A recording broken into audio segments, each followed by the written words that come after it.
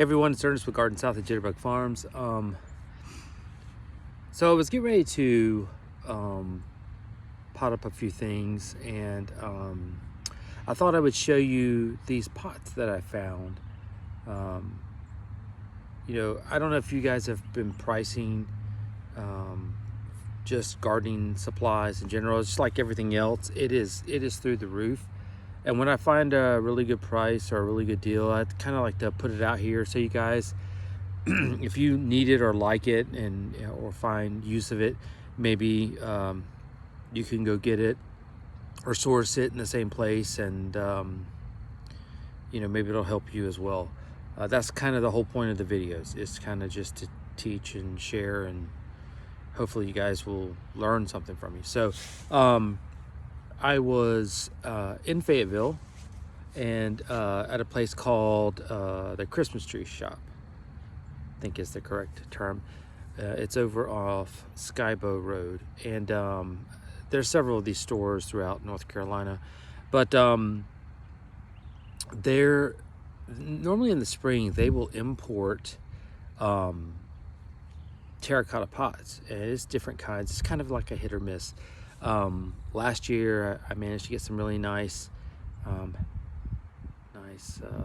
round Terra Cotta pots that kind of had like a, I don't know, like a harlequin hashing all the way around them. They're really, I thought they were interesting.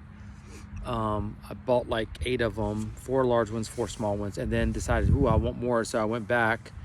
They were all gone. So this go around I made sure I got almost as many as I thought I wanted, and actually if I could get more of these I would. But these pots are actually imported from Spain, and they are heavy. They're very well made. They look like they've been pressed into a mold and set very well, and I'll kind of show you the pot. But I've got this pattern. I got a dozen of these medium-sized pots, and I'm just going to put 2 different types of Heucherellas in them, and that's it. I'm just going to put the Heucherellas in them because I like to add those types of foliage accents. You get some flowers, that's great, but I kind of like to add these foliage accents down some staircases on the west side of my front porch. So as my porch goes down, I have that's where I keep a lot of my Alberta spruces because it gets late afternoon shade, and this just gives different contrast of color without so many flowers, and I don't have to worry about a whole lot of deadheading, things like that. So that's kind of why I do that. So I have like potted boxwoods and my Albertas and things like that collected around there in pots, and I'm not going to set them up on actual drip, so I'm not going to run drip lines through them. I'm just going to use my those microfeed tubes like I did in the previous videos. I'm finding that those are working a lot better. I can run like just a couple of main drip lines to the deck system, and then just hook the micro drip tubes into them. And if I need more than 1 tube, I just add a couple extra tubes, and it works out fine. And it's a lot more cheaper, a lot more economical too. So let me show you what the pots look like and the plants, and I'll kind of walk through where I got them from and share the source with you. Okay, stand by. Okay, with my little setup here, I just threw me some plywood up here, and I've got these wipeable mats that I picked up at Lidl. They work out really good when I'm planting. It just keeps things neat and tidy. I can gather things up and just dump them in the wheelbarrow when I'm done. But I wanted to talk about the pot. So here's the pots. You can see they're very heavy casted terracotta. They've got the Spanish Griffin on them, which I think is really nice, and it's got this urn on it, and it's got this relief across the top of it, a couple of bands, and then there's a little more relief work right here. And then I'll show you the bottom of this. You can see how well that they're cast. And if I had to guesstimate just on these pots, let's see, I'd say that this pot weighs probably at least a good 10 pounds. So a good chunk of terracotta. You can see where it's stamped inside that it's made in Spain. by Villa Imports.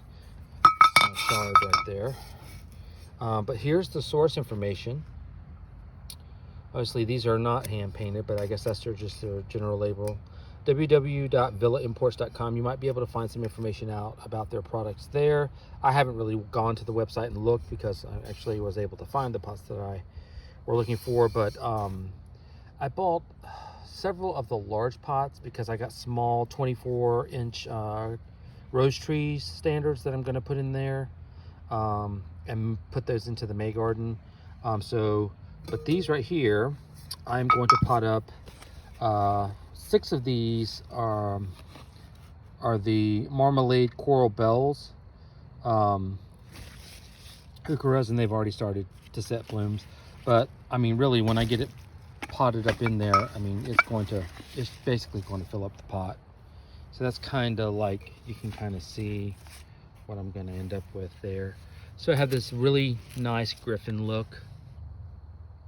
It gives it that regal kind of European look I like. And then you got this lovely foliage plant. I could come in and add, I mean, a little bit of ivy. I might do that because I've got some ivy starts that I could pop around it and might give it a different leaf color contrast. So just some green ivy, maybe some of that pixie ivy I started. So I may pop those in there.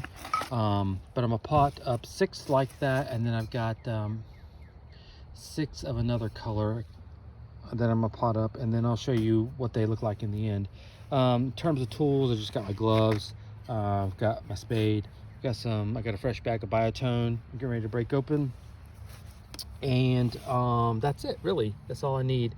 So got me a little bit of an energy source right there, so we're gonna throw that down and get started and get this done. All right, so stay tuned.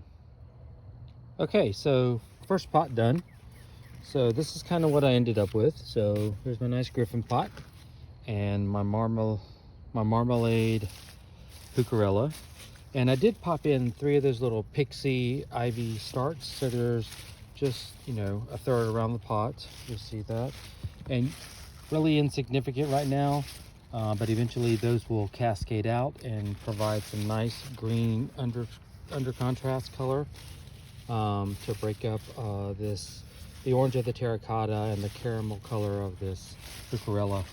So I think that looks pretty good. Yeah. And then in terms of this mat I was telling you about, this is why I like them. See?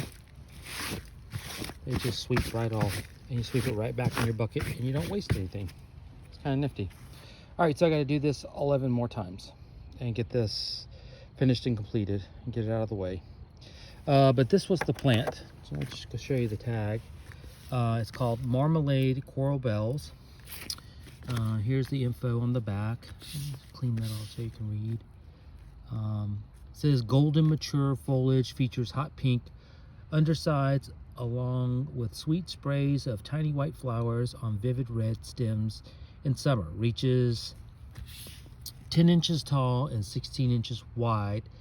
Excellent planted in mixed borders. Partial sun, USDA zone 5 to hardy to -10. So it'll do just fine here. Blooms in the summer. It's got some hot pink indicators there. And it just basically has a care guide down there at the bottom. Just says basically using general purpose fertilizer in early spring, and follow your general label instructions. So anyways, I picked these up at the Riley Road Farmers Market down in Fayetteville, and these were like $11.95. So I mean, almost full grown specimens that you can get.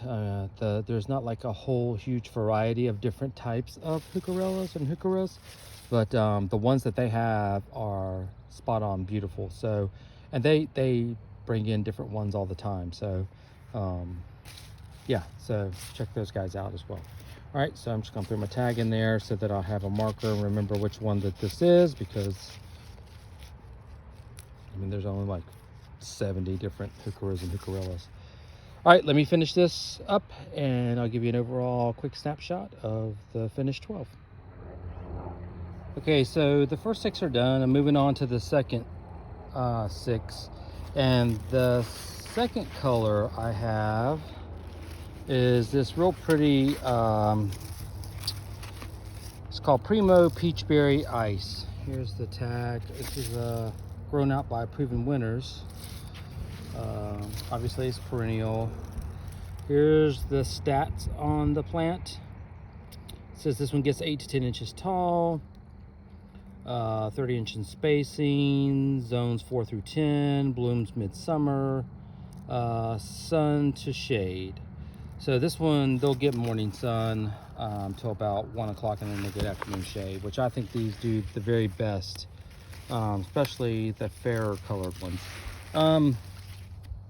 These look a little rattier right here, so I'm gonna take time to probably groom all these ugly leaves off, because there's just a ton of fresh growth coming out there. And then I will probably pump them full of fertilizer, liquid fertilizer, as well as once their roots hit that biotone, they will flush out really nice.